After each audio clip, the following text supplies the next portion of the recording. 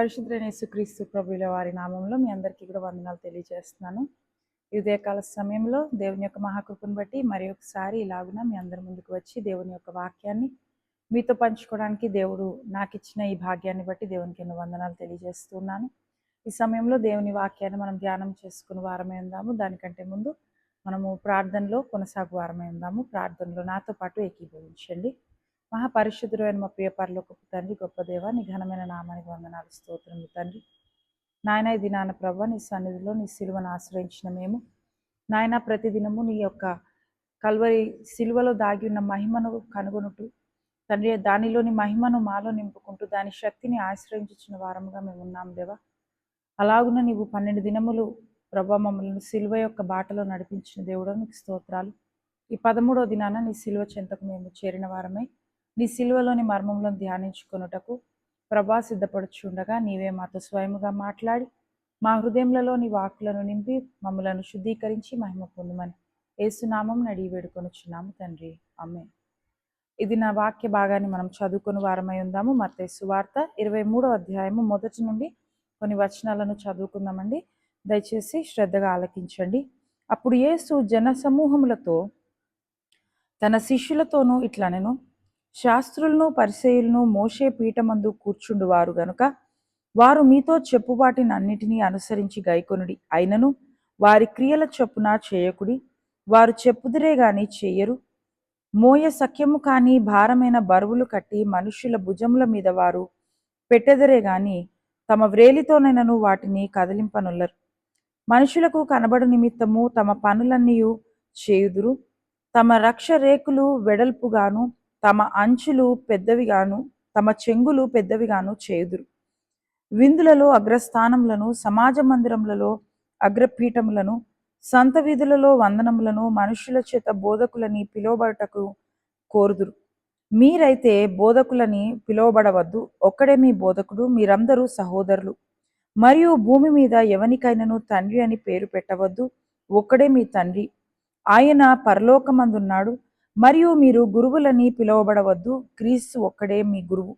మీలో అందరికంటే గొప్పవాడు మీకు పరిచారకుడై ఉండవలెను. తన్ను తాను హెచ్చించుకొనివాడు తగ్గింపబడును, తన్ను తాను తగ్గించుకొనివాడు హెచ్చింపబడును.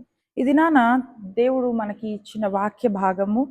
దీనికి ఇవ్వబడిన హెడ్డింగ్ మనం చూసుకున్నట్లయితే భారము. మనము గమనించినట్లయితే గత దినాలలో క్రీస్తు ప్రభుల వారు పరిసయ్యుల చేత, శాస్త్రుల చేత, సద్దుకైల చేత అనేక విధాలైన ప్రశ్నల చేత శోధింపబడిన వారిగా మనకు కనపడుతున్నారు. అలాగే వారికి తగిన సమాధానములను ఆయన ఇస్తూ వారి యొక్క అనుమానములను, వారి చేయించిన కపటాలోచనలను వారికి దూరముగా చేసిన దేవుడుగా ఆయన కనపడుతున్నారు. తర్వాత నిన్నటి దినాన మనం చూసినట్లయితే యేసుక్రీస్తు వారు పరిసయ్యులను కొన్ని ప్రశ్నలు అడిగిన విధానాన్ని మనం చూస్తూ ఉన్నాం. కనుక వీరి గురించిన ఒక ఆలోచన కలిగిన యేసయ్య ఈ దినాన జన సమూహముతోనూ శిష్యులతోనూ చెప్పుచున్న మాట ఏంటంటే, మీరు శాస్త్రులను పరిసయ్యులను వారు ఒకవేళ మోషే పీఠము మీద కూర్చొని ఉండి వారు చేయించిన బోధను విన్నాను, వారి వలె ప్రవర్తించవద్దు అని ఈ దినాన వారి వలె క్రియలను చేయవద్దని యేసయ్య చెప్తున్నట్లు మనం చూస్తూ ఉన్నాం. వారు మోషే పీఠము మీద కూర్చొని ధర్మశాస్త్రమును బోధించి వారిగా వారు ఉన్నాను, ఆ ధర్మశాస్త్ర గ్రంథములలోని మర్మములను ఎరుగని వారిగా వారు వారి క్రియలలో కపటత్వమును కలిగిన వారిగా మనకి దినాన కనపడుతూ ఉన్నారు. ఈ దినాన మనం చూచినట్లయితే వారు చాలా రకములైన శోధనలను యేసయ్యకు తీసుకొని వచ్చే వారిగా కనపడుతూ ధర్మశాస్త్రంలోని పరిశుద్ధమైన స్థితులను సైతము కపటత్వముతో బోధించే వారిగా కనపడుతున్నందున యేసయ్య దినాన వారి కపటత్వమును గురించి, వారి హిపోక్రసీని గురించి యేసయ్య వారికి, జనులైన వారికి, అలాగే శిష్యులైన వారికి హెచ్చరికలను ఇస్తున్నట్లు మనం చూస్తూ ఉన్నాం. ఎందుకనంటే వీరట వారి నడతలను సరి చేసుకొనలేని స్థితిలో ఉన్నారు. మతము పేరిట వారు అనేకమైన చెడు కార్యములను చేయువారిగా వారు కనపడుతూ ఉన్నారు. ఎందుకనంటే వారు చదువుతున్న ధర్మశాస్త్రము వేరు, వారు బోధించుచున్న ధర్మశాస్త్రము వేరు, వారు వారి క్రియలలో చూపిస్తున్న జీవితము వేరు. ఇక్కడ మనం చూచినట్లయితే వారిని పోలి మీరు నడుచుకోవద్దు అని యేసు ప్రభుల వారి దినాన శిష్యులైన వారికి, అలాగే జనసమూహముగా ఉండి ఆయనను వెంబడిస్తూ ఆయన యందు విశ్వాసము కలిగిన జనములకు ఆయన హెచ్చరికలను చేస్తున్నట్లు మనం చూస్తున్నాం. ఇక్కడ ఈ శాస్త్రులు, పరిసయ్యులు, సద్దుకయ్యులను మనం చూచినప్పుడు వారు ఎలాంటి కార్యాలు చేస్తున్నారు ఇది ఒక్కసారి మనం అన్వేషిస్తే, వారు 3వ వచనంలో మనం చూచినట్లే వారు చెప్పు వాటినన్నిటినీ అనుసరించి గైకొనుడి కానీ వారి క్రియల చొప్పున చేయకుడి. వారి క్రియలు ఎలాగున్నవి అని మనం ఆలోచిస్తే, వారు చెప్తున్న క్రియలు, వారి చెప్తున్న బోధలకు, వారి చేయుచున్న క్రియలకు సంబంధం లేదు. కనుక ఇవి అబద్ధ బోధలుగా మొట్టమొదటిగా మనకు కనపడుతున్నవి. అలాగుననే వారు భక్తికి పనికిరాని కార్యములను చేయువారిగాను, ఇంకా కింద వచనాల్లోనికి వెళ్తే వారు 4వ వచనానికి వచ్చేసరికి వారు మోయసఖ్యము కానీ భారమైన బరువులను కట్టేవారిగా, వారి ఒక వ్రేలితో కూడా వారు ఆ భారాన్ని పంచుకోలేని వారిగా కనపడుతున్నారని యేసయ్య చెప్తూ ఉన్నారు. ఇక్కడ వారి స్థితి మనం చూస్తున్నట్లయితే వారు వేషధారులుగా, అన్యాయస్తులుగా కనపడుతున్నట్లు మనం చూస్తూ ఉన్నాం. ఎందుకనంటే వారు ఏ కార్యాలను చేస్తున్నారు అని కనుక మనం ఒకసారి లిస్ట్ అవుట్ చేసుకుంటే మనకు కనపడే క్రియలు ఏంటంటే, వారు అబద్ధ బోధలు చేస్తున్నారు, అన్యాయస్తులుగా ఉన్నారు, భక్తికి పనికిరాని పనులను వారు చేస్తున్నారు. భక్తి విషయంలో దేవుని దగ్గర భక్తిని ఎలాగా మరి ప్రదర్శించాలనే స్థితిని వారు వేరే విధంగా దాన్ని చెడు మార్గంలో దాన్ని నడిపించే వారిగా కనపడుతున్నారు. అలాగే మనము వారి క్రియలను చూసినట్లయితే యోహాను సువార్త 7వ అధ్యాయము 23వ వచనంలో మనకు కనబడే మాటలను బట్టి వారట ధర్మశాస్త్రంను అనుసరించి వారైనను గర్విష్ఠులుగా వారు కనపడుతూ ఉన్నారు. ఇది యేసుక్రీస్తు ప్రభువారు వీరిని గురించి హెచ్చరికలను చేస్తూ ఉన్నారు. వారి క్రియలు ఎలా ఉన్నవంటే విశ్వాసము లేనివిగా, మృతమైనవిగా అక్కడ కనపడుతున్నవి. అలాగే వారు మనం చూచినట్లయితే వారి స్థితి అంతా కూడా వేషధారణతో కూడినదిగా, లేదా స్వార్థముతో కూడినదిగా, ద్విమనస్సు కలిగినదిగా, అంటే ఇటు దేవునిని అలాగుననే లోకమును కూడా వారు కలిగిన వ్యక్తులుగా, కలిగిన జీవితాలు జీవించిన వారిగా వీరు మనకి ఇక్కడ కనపడుతున్నారు. ఇది మనము గమనించినట్లయితే ప్రియ స్నేహితులారా, ఈ యొక్క మరి కార్యమును మనము గమనిస్తే 5వ వచనంలో మనకు కనపడుతున్న స్థితి ఏంటంటే, మనుషులకు కనబడు నిమిత్తము తమ పనులన్నీ చేయుదురు, తమ రక్షరేకులు వెడల్పుగాను. చూడండి, రక్షరేకులు అనే మాటను మనం చూసినట్లయితే చాలా వివిధమైన మతాలలో మనకి రక్షరేకులు కనపడతాయి. ఇలాంటివి అనేక మంది మతస్థులైన వారు నమ్మేవారిగా ఉంటారు. అయితే మనము చూసినట్లయితే తండ్రి అయిన దేవుడు నిర్గమకాండంలో మనం చూసిన విధంగా చూస్తే అక్కడ దేవుడు మీకు ఇచ్చుచున్న ఈ వాక్కులను మీ పిల్లలకు మరి వారి నొసటి యందు వీటిని ధరింప చేయండి, వాటిని రాయండి అని చెప్పిన మాటలను బట్టి ఈ రక్ష రేకుల యొక్క సంస్కృతిని ఈ శాస్త్రులు, పరిసయ్యులు, సద్దుకయ్యులైన వారు వారి లైఫ్లో అన్వయించుకున్నట్లు మనకు కనపడుతుంది. ఎందుకు అనంటే మరి వారు వీటిని వారి నొసళ్ళ యందు కట్టేవారు. ఇవి మేక యొక్క చర్మంతో చేయబడిన ఒక మరి ఆ చర్మంతో చేయబడిన కాగితం లాంటి దాని మీద దేవుడు తన యొక్క గ్రంథంలో ఇచ్చిన వాక్కులను ఎలాంటి వాక్కులను అంటే 4 రక్షరేకులను వారు తయారు చేసుకునేవారు. ఈ 4ంటిలో కూడా వారు మొట్టమొదటి దాని మీద నిర్గమకాండము 12వ అధ్యాయంలో ఉన్న ఈ 2 నుంచి 10 వచనాల వరకు వారు రాసుకునేవారు. తరువాత 13వ అధ్యాయంలో ఉన్న 11వ వచనం నుండి 21వ వచనం వరకు దానిని వారు లిఖితం చేసుకునేవారు. అలాగే ద్వితీయోపదేశ కాండం 6వ అధ్యాయము 4 నుంచి 9 వరకు ఉన్న కొన్ని మాటలను, ద్వితీయోపదేశ కాండం 11వ అధ్యాయము 18 నుంచి 21 వరకు ఇలాగున్న ఈ 4 వాక్యాలను ఆ యొక్క తోలు సంచిలో తోలుతో తయారు చేయబడిన ఆ పేపర్ లాంటి దాని మీద వారు రాసుకొని తోలు చేత తయారు చేయబడిన ఒక పెట్టిలో పెట్టి ఆ పెట్టి మీద వారు హీబ్రూ భాషలో 21వ అక్షరముగా ఉన్న సీసు అనే అక్షరాన్ని అచ్చు వేసేవారు. ఎప్పుడైతే అది అచ్చు వేసేవారో దానిని ఒక తోలు దారంతో కట్టి దానిని వారి నొసటి అందు కట్టుకునేవారు.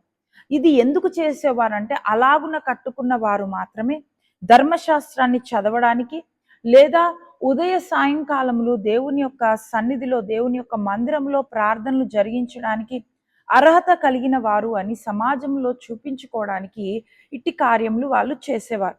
దీనిని వారు దేనిగా భావించేవారు అని అంటే ఇదొక భద్రతకు సూచనగా వారు భావించి ఈ కార్యాలను చేసేవారు. అయితే దేవుడు ఇక్కడ చెప్తున్న మాటను బట్టి ఆయన ఏమంటున్నారంటే ఆ రక్షరేకులనట వెడల్పుగా చేసేవారు.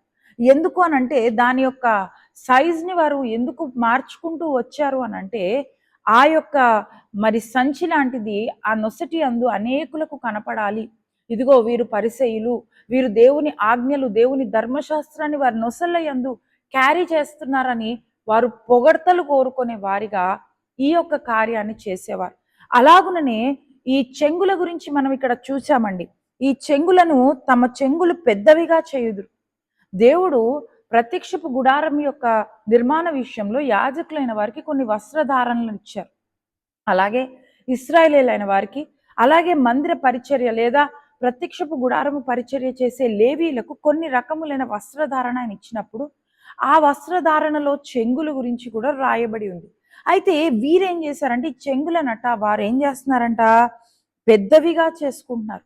ఎందుకు అనంటే ఈ చెంగులు దేనికి సాదృశ్యంగా దేవుడు రాయించారు లేదా గ్రంథంలో వాటి వలన ఉన్న ఉపయోగం ఏంటి అనంటే ఈ రకరకములైన చెంగులను బట్టి వీరు ఏ జనాంగము అని డిఫరెన్షియేట్ చేసుకోవడానికి వారికి వీరికి ఉన్న మధ్య వ్యత్యాసము ఇశ్రాయేలీలుగా లేదా అన్యజనులుగా ఉన్న వారి మధ్య వ్యత్యాసాన్ని కనుగోవడానికి దేవుడు ఈ చెంగులను మరి ప్రజలైన వారికి ఇచ్చినట్లు చూస్తున్నాం. ఈ వస్త్రానికి నువ్వు ఈ చెంగు పెట్టుకోవాలని దేవుడు వాక్యంలో చెప్పాడు. కనుకనే దీనిని రెండవదిగా చూసుకుంటే టు ఒబే గాడ్స్ కమాండ్మెంట్స్, ఎవరైతే ధర్మశాస్త్రము ప్రకారము నడుచుకుంటారో దేవుని ఆజ్ఞలను అనుసరించి నడుచుకుంటారో వారికి సాదృశ్యంగా ఈ చెంగులను తమ వస్త్రాలకు ఏర్పాటు చేసుకోమని దేవుని వాక్యము సెలవిస్తుంది. కనుక ఈ రెండు విషయాల కొరకు ఈ చెంగులు ఏర్పాటు చేయబడ్డవి. కానీ ఈ సద్దుకయ్యులు, పరిసయ్యులు, శాస్త్రులు వీటిని పెద్దవిగా చేసుకొని వారు మత భక్తి యొక్క అతిశయమును బట్టి అంటే మేము ఇలాంటి వారము అని గర్వముతో వీటిని వారు ఈ యొక్క రక్షరేకులను కానివ్వండి, ఈ చెంగులను కానివ్వండి ఉపయోగించుకున్నట్లు మనము గమనించవచ్చు.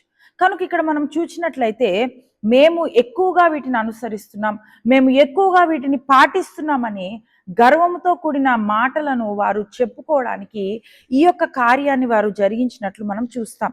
ఎందుకంటే దేవుని వాక్యంలో ద్వితీయోపదేశ కాండం 22వ అధ్యాయము మరి 12వ వచనాన్ని కనుక మనం చూసినట్లయితే నీవు కప్పుకొను నీ బట్ట 4 చెంగులకు అల్లికలు చేసుకునేవలెను.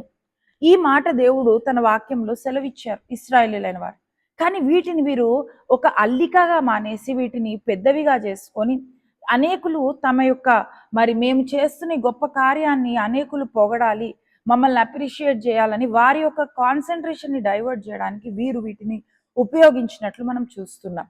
అలాగే ఈ శాస్త్రుల యొక్క జీవితాన్ని మనం గమనించినట్లయితే ఈ పరిసయ్యులు, శాస్త్రులు, సద్దుకేయులు వీరి లైఫ్ని మనం అబ్జర్వ్ చేస్తే యేసయ్య చెప్తున్న మాట 6వ వచనంలో ఏమంటున్నారంటే విందులలో వీరు అగ్రస్థానములు, సమాజములలో లేదా సమాజ మందిరములలో అగ్రపీఠములు కోరుకుంటారు.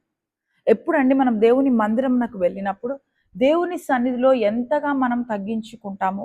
ఎందుకంటే చాలామంది చాలా వయసు పడిన వారు కూడా దేవుని సన్నిధికి వచ్చినప్పుడు వారు నేల మీద కూర్చోవడానికి ఇష్టపడతారు. ఎందుకనంటే నా దేవుని సన్నిధిలో నేను ఆయన దగ్గర పైన కూర్చోవడం ఏంటి, లేదా ఆయన దగ్గర నేను అగ్రమైన పీఠాలు కోరుకోకూడదు, ఆయన దగ్గర నేను ఎంతగా తగ్గించుకుంటే అంత మంచిది అని ఆ ఆలోచనతో చాలామంది నేలను వారు కూర్చొని లేదా మోకాళ్ళు వేసి దేవుని దగ్గర తమ తల్లను సైతము నేల కానించి ప్రార్థించుకునే వారు అనేకులు ఉంటారు.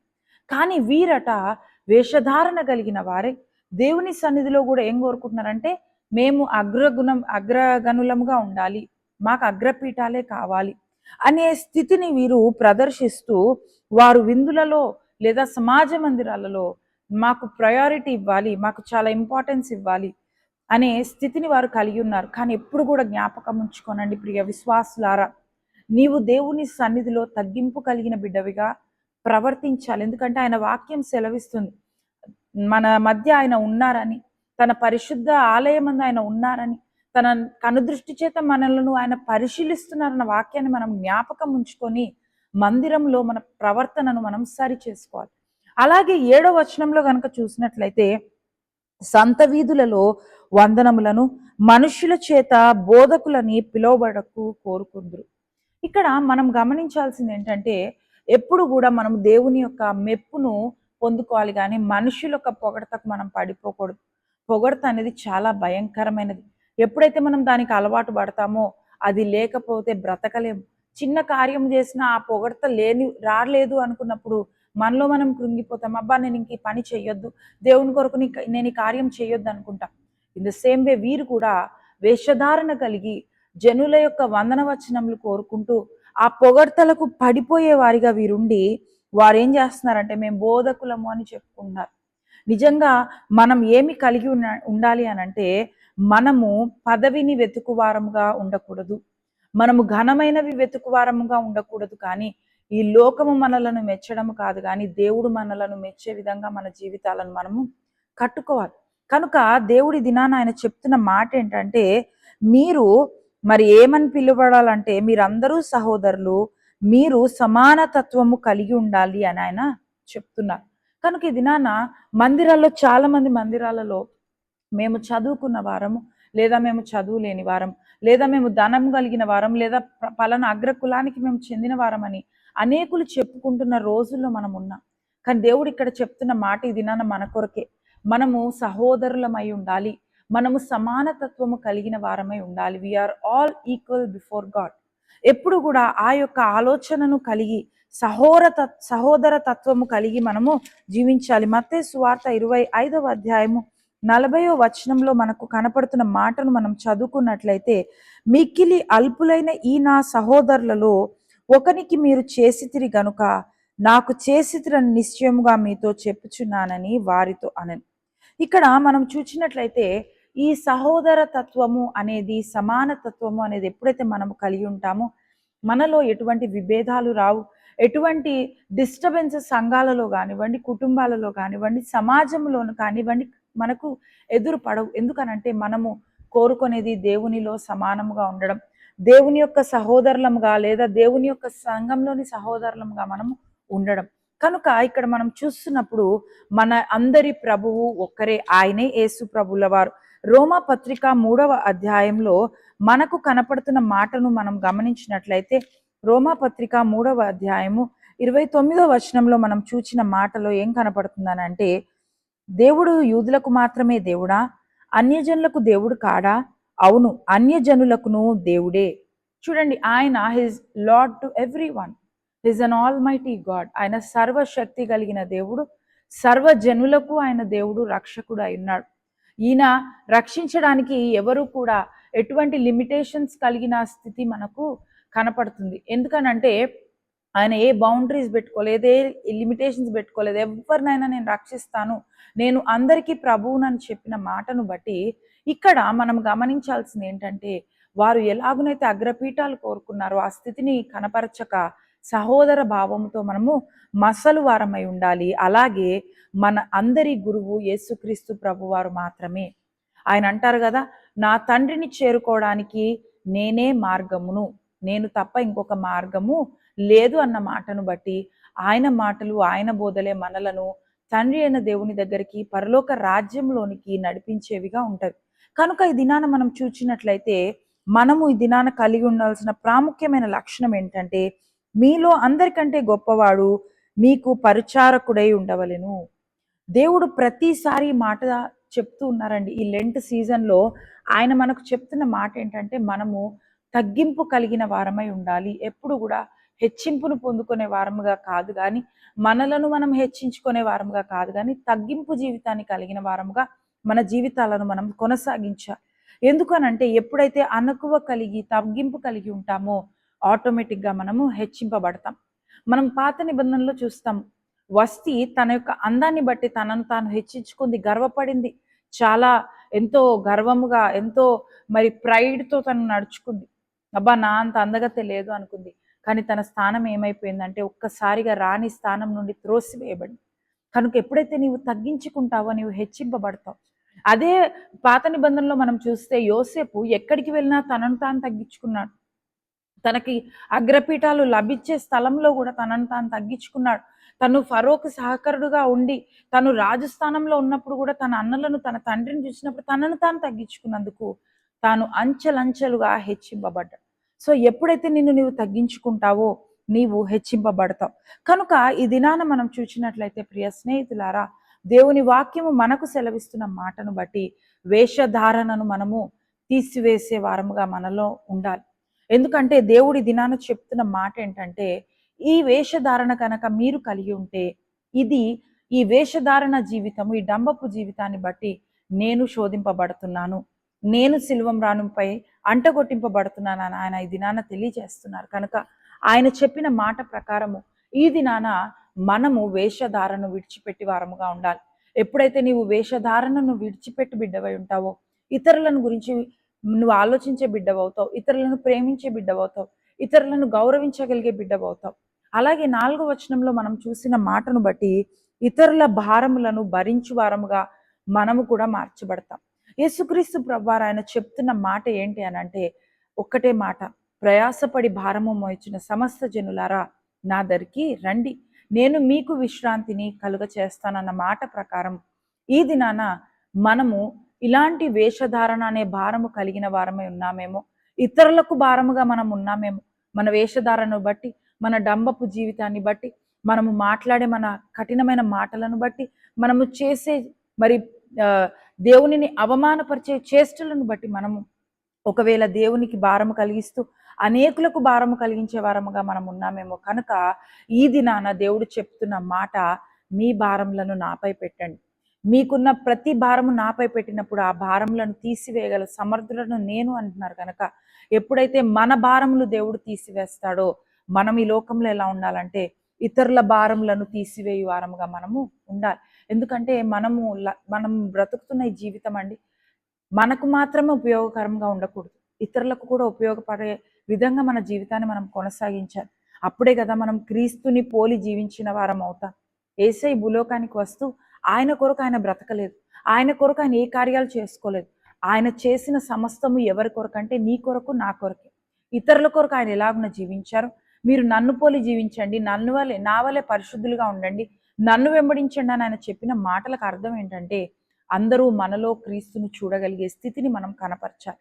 కనుక యేసయ్య దినాన చెప్తున్న మాట, నేను ఎలాగున మీ భారములను తీసివేశానో, ఈ శాస్త్రుల వలె, పరిసయ్యుల వలె, సద్దుకయ్యుల వలె మీరు ఉండవద్దు, కానీ మీరు ఇతరుల భారములను గమనించి వారి యొక్క భారములను మీరు తీసివేసే విధంగా వారికి ఈ యొక్క సత్య మార్గమును, దేవుడు ఒక్కడే, తండ్రి అయిన దేవుడు ఒక్కడే నిజమైన దేవుడని, క్రీస్తు ఒక్కడే నిజమైన బోధకుడు, నాయకుడు అని వారికి బోధించి వారమై మనం ఉండాలి. కనుక దేవుడు ఎప్పుడు కూడా ఒక లిమిటేషన్తో లేదా ఒక బౌండరీతో ఎవరిని తన దగ్గరికి రమ్మని అనలేదు, కానీ అందరికీ స్వేచ్ఛనిచ్చారు. ఎవరైనాను నన్ను మొక్కవచ్చు, ఎవరైనాను నా దరికి రావచ్చు, ఎవరి భారములు ఎలాంటి భారములైనా నేను తీసివేస్తానని ఆయన చేసిన మాటను బట్టి, వాగ్దానంను బట్టి దినాన మనము దేవుని యొక్క భారములను ఎలాగున, ఇతరుల భారములను మనం తీసివేసే వారముగా, దేవుడు ఎలాగున మన భారములను తీసివేశారో అలాగున వారి భారములను మనం తీసివేసే వారముగా మనము ఉండే ప్రయత్నమును